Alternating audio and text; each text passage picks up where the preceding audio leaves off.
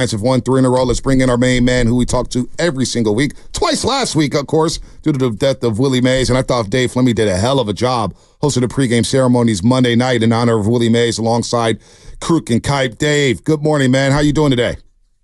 I'm good. Good morning, guys. Absolutely. Good morning, man. Great job Monday night. Great. That's not an easy role. Hey, let me ask you about that. Because, it's out of the ordinary when you MC an event. You're used to broadcasting a game or a tournament or whatnot. How difficult is that when you're sitting in there in front of the stadium, not in the press box, and you have to honor the great Willie Mays? How difficult was that for you? Yeah, it's interesting. It's hard. It's probably hard for me to totally describe. I mean, I am very, look, I've been doing this for long enough. I am very comfortable in front of any audience of any size. It's just what I do. But it is different when you're in a stadium and, it's harder to be like you have these microphones, but there's a stadium echo, right? You're in this giant cavernous stadium. So it's harder to be like totally conversational. You have to kind of talk a little differently than you would if it was just us, either right here like we are now, or if we were sitting in a studio or whatever. And then you got the players who are all lined up, all of them, watching you very closely. And that's a tough audience. So you want to the game's going to start. You don't want to go too long. You don't want to make them wait before they have to play their game. So it is kind of a different feeling. And this one in particular, the whole idea for the Giants was we don't want to upstate. There's going to be a massive celebration of life. That's going to be a big production, and lots of people are coming in for it. I don't think they've picked the exact date yet, but it's going to be a big deal. So they didn't want this to feel like that. They wanted this to feel like all of us were coming back home. We were going to think about Willie. We were going to honor Willie, but we also wanted to keep it fairly compact so we didn't take any of the thunder away from what will be a very moving and meaningful night. So it was kind of a weird thing to do. Okay, we want to do right by Willie. All these people came together. We're going to be together as a Giants family, but also let's not overdo it. So I'm not saying I was stressing about it, but I wanted to do a good job for Willie. It was an important night for all of us. Yeah. Yeah, you look great in that Willie Mays Mitchell and S throwback, and I've done that twice now on the field with the microphone in the stadium for the Bruce Mahoney, which has been out there at AT&T Oracle Park. It does throw you off when you first start talking. That a double echo is really weird. And they have a little speaker there. It helps to have this little speaker. There's all these little nuances to doing it, but there's a little speaker there to hear yourself back. So, and it does help. It makes it a better, even though there's still an echo, you have a better sense of what everybody else is hearing, as opposed to just what you're hearing in your own head. I give Giants fans an immense amount of credit. The three of us sat there, and the other thing is, okay, here's the San Francisco Giants. We're honoring the greatest Giant of all time. And it's you three guys, just go sit there and talk. It's okay.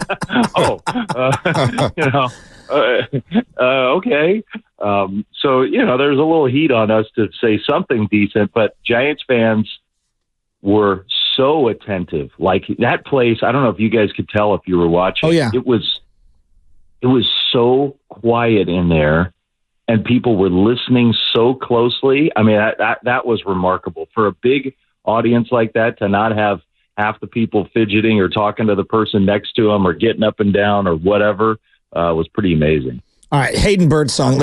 Yesterday, look, it's one start. I'm not pretending that it's, the end-all, be-all, and this is who he is, but I was really impressed. The moxie, obviously the command, and we can get to all of that, but his delivery kind of reminded me of Brandon Webb, where he lulls you to sleep a little with this kind of methodical delivery, and then he's got 4 different pitches. He's got to locate them better. Curveball, slider, changeup.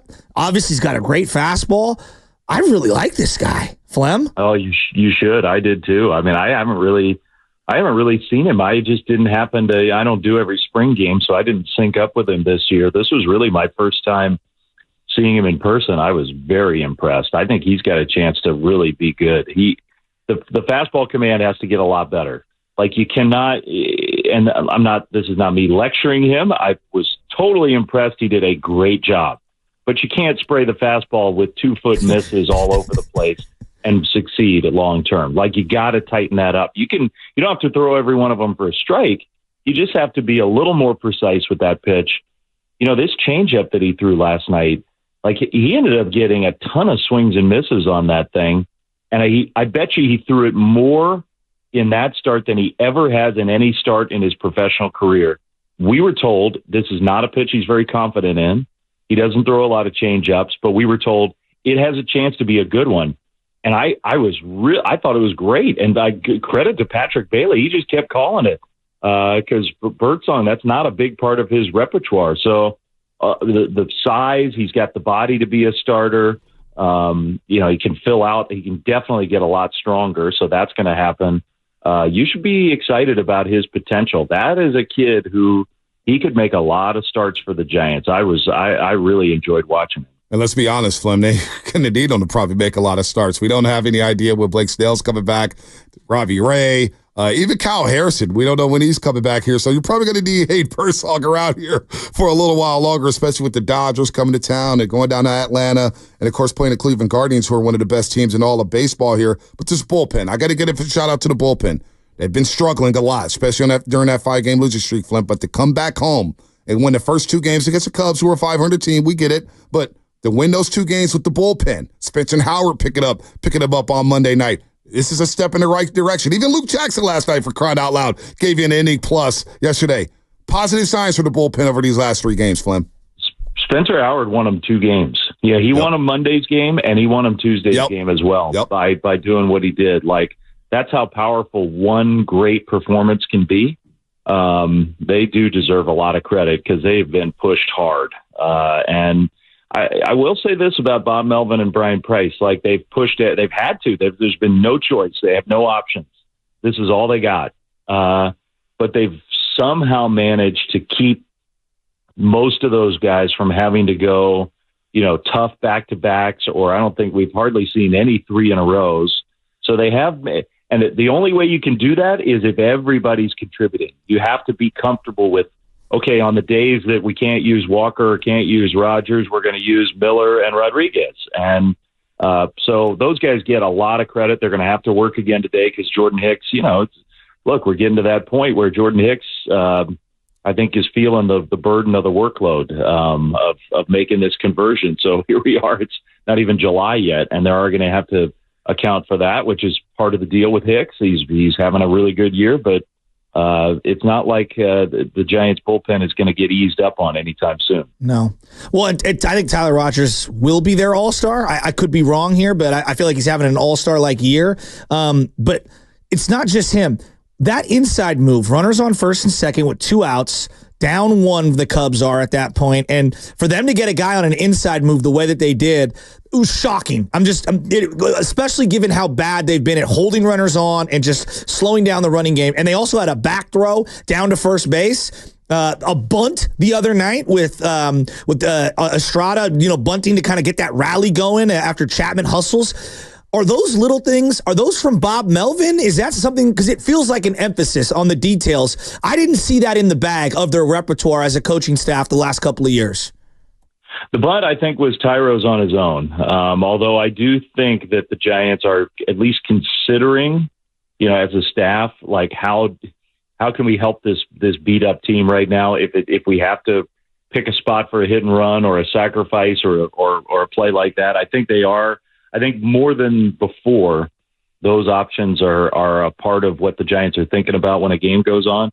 The runners stuff, I mean, thank God. Like, I think everybody just got tired of being embarrassed. Like, it was embarrassing on the road trip. I don't think I've ever had that feeling watching a Giants team where it was like, what are we doing out here? Like, we're not going to pay any attention to this. We're just going to let teams first and third. We're just going to give away the possibility of a double play. We're going to put another runner in scoring position every single time. And it was costing the Giants runs, and it was costing them games. And maybe, it got so embarrassing in St. Louis when a catcher who's never had a steal attempt in his whole career and is one of the slowest guys in the big leagues steals a base without a throw. Maybe that was the moment where everybody said, okay, this is not, we have to do better than this. And if so, I'm glad it got to that. I'm sorry it got to that point, but I'm glad they seem to be doing something about it. You know, Flemming, as we're talking to Dave Flemming here on the Morning Rush on 95.7 The Game, just watching Patrick Bailey, and I hear what you're saying about the running or whatnot, but just taking a step back and looking at him in the clubhouse, how he commands that catcher spot behind the plate, commanding his pitching staff. It certainly feels like, even though he hasn't even, I don't even know if he's been here for a year yet. Has it been a year since he's been up? Maybe a little past a year? It certainly feels like he's the leader of this team right now. It feels like he is commanding it in a way that Buster Posey was a leader, but he's a little more quiet. It looks like Patrick Bailey's bringing a fire. You saw him at Wrigley Field with Trenton Brooks. It feels like this guy is leading the charge with this team. It feels like he is now the captain of this ball club.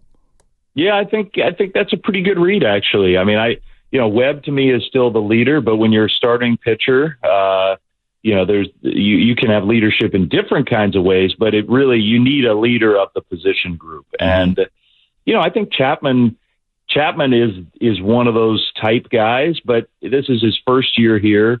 And you're right, Bailey got here last May, so it's been a year and a month, a little over basically. a year. Yep.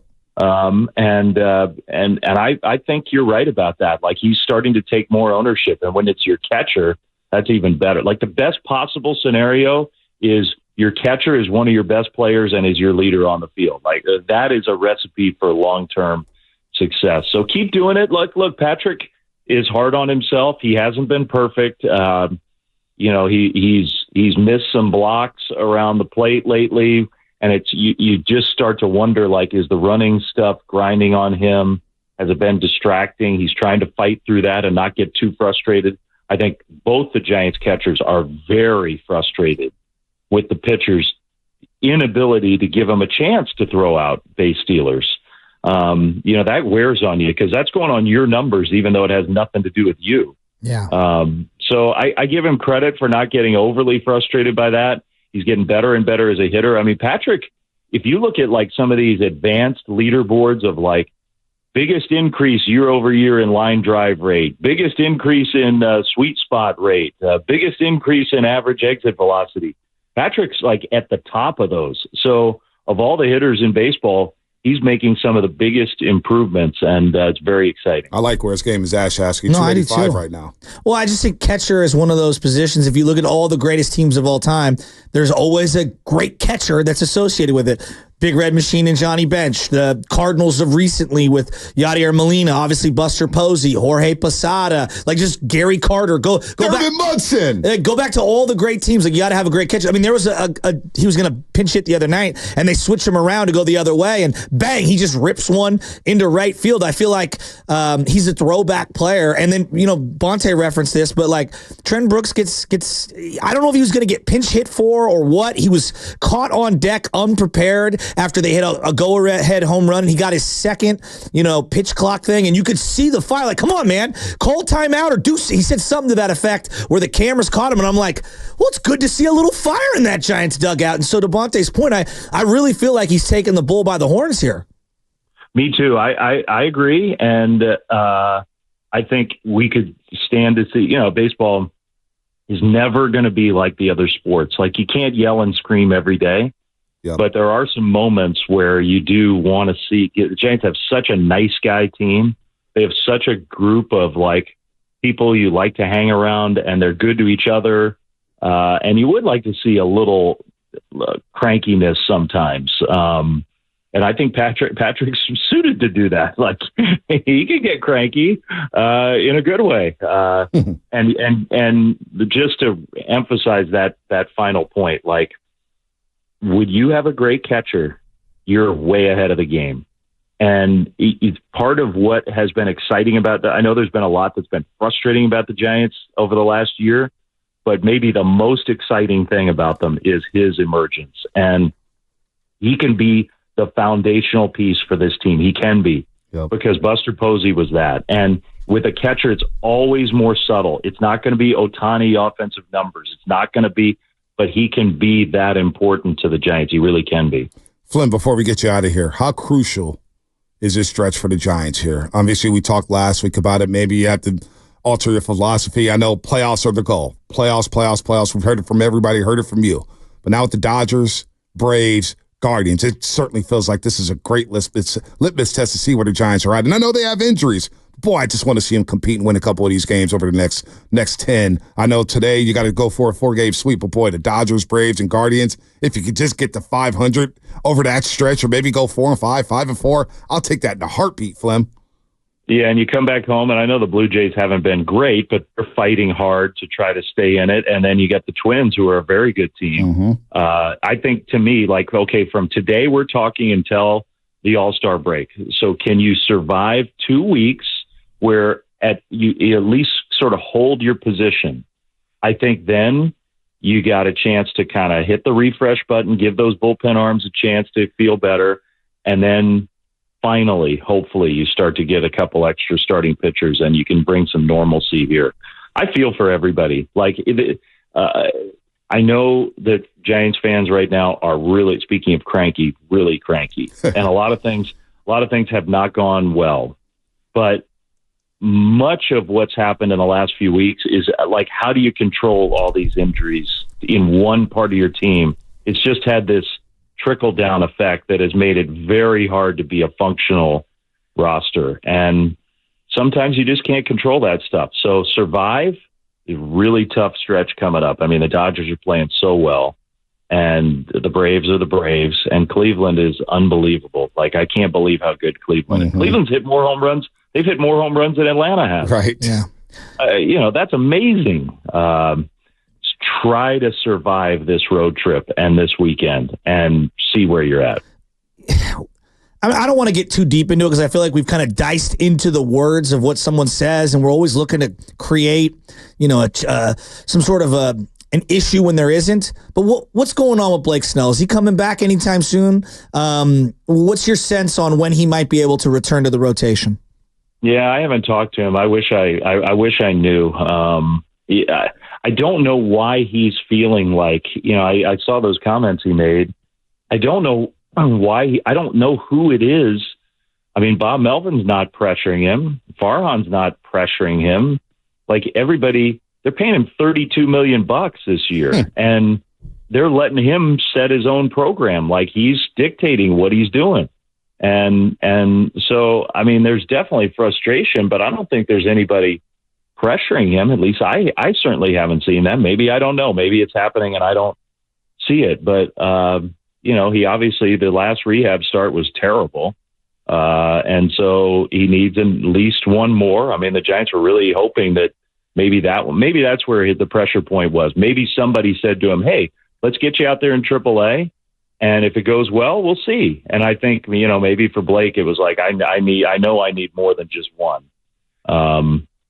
So maybe that was it. But he's going to pitch. When is it? Friday again, maybe. And then I would guess he probably is going to need one more. So I'm thinking there's a possibility before the All-Star break. But if I'm putting money on it, I'm guessing post All-Star break. And I think post All-Star break, I think you're going to see Robbie Ray take a turn. I think that first turn, I believe he will be in the Giants rotation post All-Star break. And coming out the break, they'll play Colorado and the Dodgers for a 4-game series at Dodger Stadium. But hey, get right against the Rockies. And you know what? Maybe that is good for Blake Snell, Flem. Reset him.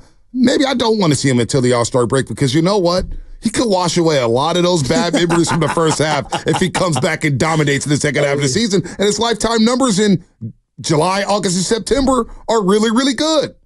And even if the motivation is get me out of here, I want a new deal. I'm not happy with any of this. Even if I'm not saying that's the case, but he definitely wasn't happy with the way free agency went for him. And so he's not blaming the Giants for that, but even if his motivation is, I got to make good on this. If he has a great second half then good, that benefits the Giants. Good. Yep. So everybody's rooting for him. His teammates like him. He's a good guy. I like him. He's a fun guy to talk to. There's nobody who's angry with him. It's just, with everything else that's gone on, it's been frustrating for all involved that he hasn't been able to help a little bit more. And it's nobody's fault, but it's inevitable that people are going to be ticked off about it. All right, let's see if you could use that broom and dustpan today, Flem, from that broadcast booth. Giants four-game sweep? Four-game sweep against the Let's Cubbies. go. I'll take it all day. They're playing well. Three-game winning streak and playing well before the Dodgers come to town. Flem, we'll talk to you next week, man. Good stuff as always. See you, Dave. Boach used to, we do the manager's interview before one of these games, and you'd say, all right, 3, 2, 1. It's our chance to talk to Giants manager. Giants going for the sweep today, and Boach, stop. You can't say that. So it's like a superstition thing. Can't say going for the sweep. It's the final game of the series. Final game of the series against the Cubbies. Well, shut the door to the Cubbies for the season unless they meet up in the playoffs. All right, Flip. Have a good call today. See you, buddy. See you guys. Thanks. All right, Giants and Cubs at 12:45 today at Oracle Park. We didn't even ask about Jordan Hicks. I don't care if the Giants